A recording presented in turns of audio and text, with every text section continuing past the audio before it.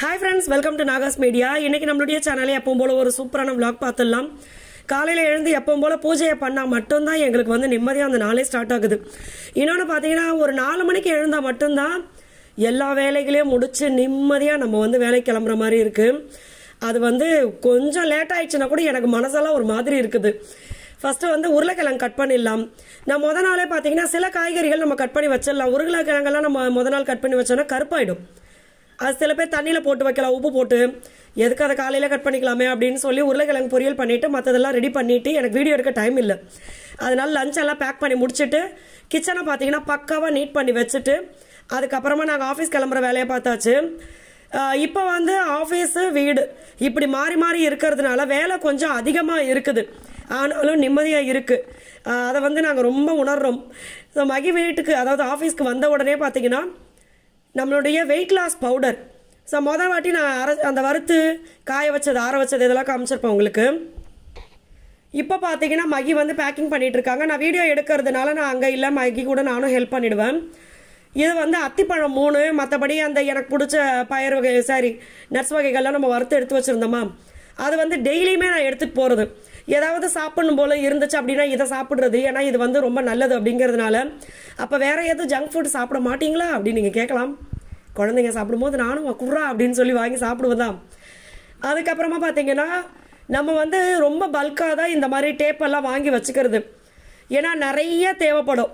நம்மளுடைய courier packing பார்த்தீங்கன்னா நிறைய ஃப்ரெண்ட்ஸ் சொல்லுவாங்க நாங்கள் பிரிக்கிறதுக்கே டைம் எடுக்குது அப்படின்னு சொல்லி.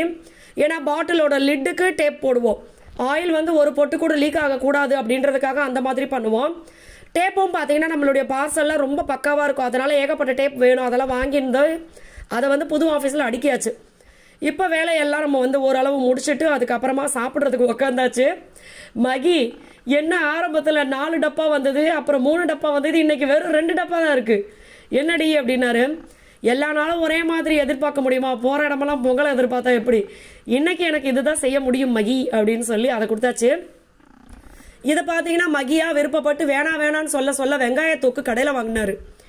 எனக்கு அந்த மாதிரி கடையில் வாங்குறது பிடிக்கல மீன்ஸ் டேஸ்ட் ஓகே, அதை வீட்லேயே செஞ்சுக்கலாமே, எதுக்கு நீ கடையில் வாங்குற, அதை ப்ரிசர்வேட்டிவ்லாம் போட்டுல கொடுப்பாங்க அப்படின்னு சொல்லி நான் சொன்னேன்.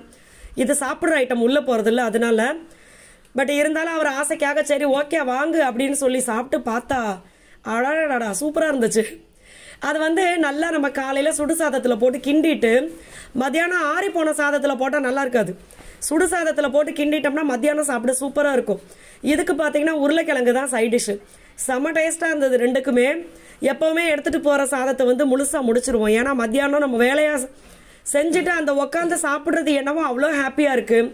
அதே மாதிரி இங்கே உட்காந்து சாப்பிட்றது எங்களுக்கு அந்த காற்று சில்லுன்னு இருக்கிறது எல்லாமே ஏதோ மனசுக்கு ஒரு திருப்தி. இன்னொன்று பார்த்தீங்கன்னா ஆரம்பத்தில் வந்து நம்ம ஃபஸ்ட்டு எங்களுடைய எடிட்டிங் ரூமில் பிஸ்னஸ் ஆரம்பித்தது, அந்த ரூமில் உட்காந்தா பேக்கிங் பண்ணுவோமே. அடுத்து எங்களுடைய ஹாலில் பண்ணோம். அடுத்து நம்ம வீடு ஃபுல்லாக எங்களுக்கு தேவைப்பட்டுச்சு, அந்த அளவுக்கு நம்மளுடைய ப்ராடக்ட்டும் அதிகமாகி ஆர்டரும் அதிகமாச்சு. அதுக்கப்புறமா பார்த்தீங்கன்னா ஆஃபீஸு. ஸோ ஹாப்பியாக இருந்தது. இதெல்லாம் பார்த்தீங்கன்னா நம்ம டீலர்ஷிப் சிஸ்டருக்காக ஸ்டிக்கர் ஒட்டாமல் கொடுக்கறது, இன்னும் நிறைய இருக்குது கொடுக்கறதுக்கு. ஆர்னியாவுக்கு ஒரு ஹேபிட் இருக்குது, என்னென்னா ஸ்கூலில் உட்காந்து படிக்கிறத விட்டுவிட்டு ஏதாவது வரைஞ்சிக்கிட்டு லேப்டாப் போய்ட உடச்சிடாம ஏதாவது ஒன்று வரைஞ்சிட்டு ஏதாவது கட் பண்ணிட்டு வர்றது. டெய்லி மிஸ் வந்து எங்களை கம்ப்ளைண்ட் பண்ணுவாங்க. என்ன வந்திருக்குன்னு பார்க்கலாம். இங்கே பாருங்க, அம்மா அப்பா கதலா அடி பாவி துணைக்கால் போடுடி காதல் என்றால் ஃப்ரம் காரு. அம்மாஸ்டக்காரா ஓப்பன் பண்ணா என்ன உள்ள வெறும் பிட்டு பேப்பரா இருக்கு. இருற மச்சான், எக்ஸாம் பிட்டு பேப்பரா இருக்க போது. லெட்ரு என்னடி இது நடுவில், என்னடி இது நடுவில் காரணியா தெரியுது. இயேசு என்றால் அப்பா, மாதா என்றால் அம்மா. யார் ஐ லவ் யூ டு அம்மா அப்பா கதல் எக்கடி துணைக்காலு கதல் ஹார்டின் ப்ளஸ் ஹார்டின் ஈக்குவல் டு அம்மா அப்பா. எங்கள் லட்டுக்குட்டி எல்லாமே சூப்பரா பண்ணிருக்கு, பட் இந்த கதல் அததான் ஏத்துக்க முடியல. பரவாயில்ல விடு. இன்னொரு லெட்ரு இல்ல அதுதான் குழந்தைங்க கிட்ட சொன்னா புரிஞ்சுக்கோ. அடுத்த வாட்டி எப்படி எழுதுவ, கதலா காதலா காதல். இப்போ என்னவோ இதுல வேற இதுல சூப்பரா எழுதியிருக்கேன். இது நீ தான் எழுதுன, கரெக்டா எழுதிருக்கு. அங்க போய் செல்லும் பாத்ரூம் டோரே இன்னைக்கு தான் பாக்குறாங்க வந்ததுல இருந்து. எப்படிப்பா இருக்கு? தங்க பிள்ளை. இந்த கதவு நல்லா இருக்கு, ஹேண்டில் நல்லா இருக்கு, தாப்பால் நல்லா இருக்கு. சரி, ஒரு அழகு தம்பி என் உயிர். அப்புறம் அன்புள்ள அம்மா அப்பா, காதல் அம்மா அப்பா, உயிர் என்றால் அம்மா அப்பா. எங்க தங்கக்குட்டி எங்களுக்காக இங்க பாருங்க. என் கனவுகள் ஃப்ரம் காரு. இதுதான் இவளுடைய கனவா. அவ தம்பி தான் அவளுக்கு உயிரா, அம்மா அப்பா தான் அந்த அம்மாவுக்கு லவ்வா உயிரா. எங்களுக்கு வந்து உயிர் யாருன்னு பாத்தீங்கன்னா ஃபர்ஸ்ட் காரணியா தான். காரணியா குட்டி தான் ஃபர்ஸ்ட். நான் அபிகிட்டே சொல்லுவேன். இந்த நேரத்துல நான் ஒண்ணு சொல்லணும். மூஞ்சிய காட்டுற மச்சான், மூஞ்சி நல்லா இருக்க மச்சான். நல்லா இருக்கு. ஏன்னா வெறும் அலைச்சல் வேலையா இருக்கு, அதனால தான் கேட்டுக்கிட்டேன். என்னன்னு பாத்தீங்கன்னா, எனக்கு வந்து இந்த தங்கக்குட்டி பிறந்தப்ப கூட ஒருத்தவங்க பெரியவங்க அவங்க சொல்லக்கூடாது, ஆனா அவங்க சொன்னது என்கிட்ட என்னன்னா, பொண்ணா போச்சா அப்படின்னு சொல்லி என் ஃப்ரெண்டு ஒருத்தன் சொன்னா, பொம்பளை தப்புல தானடா விடுறா, அதெல்லாம் ஒன்றும் பிரச்சனை சரியா, நான் அப்படி திட்டிவிட்டேன். ஏன்னா பொம்பளை பிள்ளை பிறந்தா உனக்காடா அப்படின்னு திட்டிவிட்டேன். ஆனா எங்க மாமியார் அந்த விஷயத்துல பாராட்டணும். எங்க மாமியார் எங்க முருகானன் தானே, நானு மகி எல்லாரும் பொம்பளை பிள்ளை தான் வேணும். எல்லாருமே மகியுடைய சித்தி எல்லாருமே எங்க ரிலேஷன் எல்லாருமே பொம்பளை. எங்க அண்ணன் சொல்லிட்டான், இங்க பாரு பொம்பளை பிள்ளை பிறக்கல, நீ வீட்டுக்குள்ள வரக்கூடாது அப்படி. பொம்பளை பிள்ளை பிறந்தா அப்படியே தூக்கிட்டு சென்னைக்கு ஓடி போயிடும் அப்படி சொன்னாங்க முருகானன் தானே. அந்த அளவுக்கு வந்து பொம்பளை பிள்ளை தான் வேணும்னு பெத்தது இந்த தங்கக்குட்டி. நான் சாமி கிட்ட காலையில பிரம்ம முகூர்த்த பூஜைக்கு எந்திரிச்சு வயிற்றுல பாப்பா இருக்கும், பொண்ணா பையனான்னு தெரியாதா, கடவுளே எனக்கு பொண்ணுதான் வேணும், எடுத்த உடனே பையன் பிறந்தா நான் அழுதுருவேன், எனக்கு பொண்ணுதான் வேணும். அங்க ஹாஸ்பிட்டல்ல டெலிவரி நேரத்துல டாக்டர் கேக்குறாங்க, நீ என்ன பொண்ணு எக்ஸ்பெக்ட் பண்ணன்ட்டு. நாங்க பொண்ணு தான் அபி சொல்றா. அதான் ஆபரேஷன் பண்ணும் போதே என்ன குழந்தை நீ ஆசைப்பட்ட அப்படின்னு, பொண்ணுதான் எனக்கு வேணும் அப்படின்னா நீ நினைச்ச குழந்தை தான் உனக்கு. ரெண்டாவது நாங்க பொண்ணுதான் எதிர்பார்த்தோம். அதனால அவங்க எல்லாருக்கும் தெரியும் காரணியா தேவி காயத்ரி தேவி நம்ம பேரு செலக்ட் பண்ணி வச்சிருந்தோம்ட்டு. ஒரு வாட்டி நாங்க கூட சொல்லிருப்போம் நினைக்கிற வீடியோல. அது மாதிரி இப்ப எதுக்கு அதை வந்து நிறைய பேர் இப்பயுமே நினைக்கிறாங்க.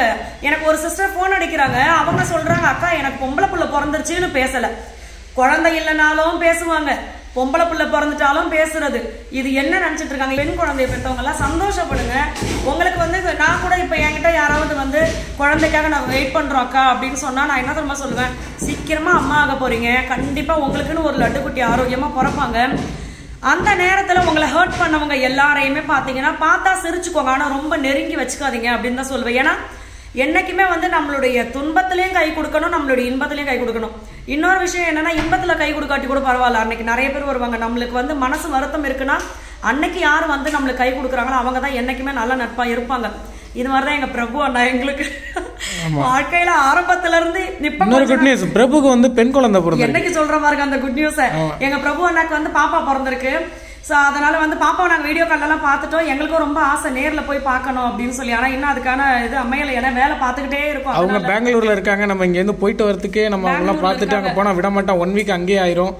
அப்புறம் இங்கே பிஸ்னஸ் நிறைய பேர் நம்மளை நம்பி பணம் இன்வெஸ்ட் பண்ணியிருக்காங்க, அதுக்காக தான். அதனால வந்து நான் எல்லா ஃப்ரெண்ட்ஸுக்கும் சொல்றது, எந்த விஷயமா இருந்தாலும் சரி, குழந்தை விஷயமா கல்யாண விஷயமா, எப்பா என் ஃப்ரெண்டு ஒருத்தி அவ ஏஜ் அட்டன் பண்ணல சீக்கிரம் கூட தான் எல்லாரும் திட்டுனாங்க அவளை. எப்ப என்கிட்ட போன் பண்ணி பேசுவாங்க. சோ அதனால வந்து எல்லாத்துக்குமே வாழ்ந்தாலும் ஏசும் தாழ்ந்தாலும் ஏசும், தாழ்ந்தா கூட வாழ்ந்தா ரொம்ப ஏசுவாங்க. அதனால இதெல்லாம் நீங்க கண்டுக்காதீங்க. யார் யார் குழந்தைக்கு வெயிட் பண்றீங்களோ அழகான லட்டுக்குட்டி உங்களுக்கு வருவாங்க, ஆரோக்கியமா வருவாங்க. இந்த இதுங்களை மாதிரி சேட்டை பண்ணிட்டு கிடப்பாங்க.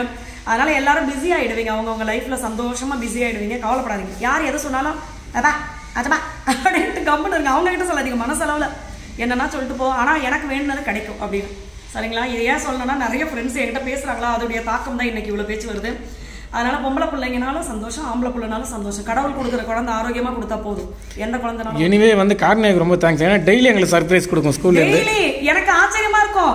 ஆனா டெய்லி இந்த ஆளு இப்படி எழுதிட்டு தான் மிஸ் கிட்ட திட்டு வாங்கிட்டு மிஸ் கூப்பிட்டு சொல்லுவாங்க, நாங்க என்ன சொன்னாலும் கேட்க மாட்டேங்குது. ஆனா என்ன சொன்னாங்க தெரியுமா இவங்க மேம், உங்க பொண்ணு வந்து கீழேயே குனிஞ்சுக்கிட்டு தாங்க ஏதோ பண்ணிக்கிட்டே இருப்பா, அவ கவனிக்கல போல நினைச்சுக்கிட்டு அவளை மட்டும் எழுப்பி இந்த கேள்விக்கு ஆன்சர் பண்ணுனா உடனே பதில் சொல்லுவா. அப்பதான் எனக்கு புரிஞ்சது, உங்க பொண்ணு எல்லாத்தையும் அப்சர்வ் பண்ணிக்கிறா, ஆனா கை மட்டும் எதையாவது பாக்குது.